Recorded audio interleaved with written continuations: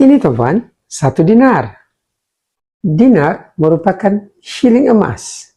1 dinar tuan-tuan bersamaan dengan 4.25 gram. Nak tahu fakta menarik tentang 1 dinar ni? 1 dinar ni tuan-tuan mampu untuk membeli seekor kambing. Sejak dari zaman Rasulullah SAW 1400 tahun yang dahulu tuan-tuan, 1 dinar yang sama mampu membeli seekor kambing. Sehinggalah hari ini tuan-tuan, dinar yang sama ni kekal mampu untuk membeli seekor kambing. Jadi tuan-tuan, untuk lindungi kuasa beli kita, kita kena alihkan ia ke dalam bentuk emas seperti ini.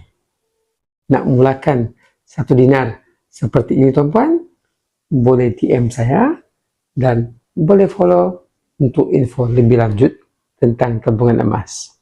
Belajar sesuatu? Dan buat pendaftaran percuma beserta dengan belian emas yang pertama. Kami bantu sebaiknya.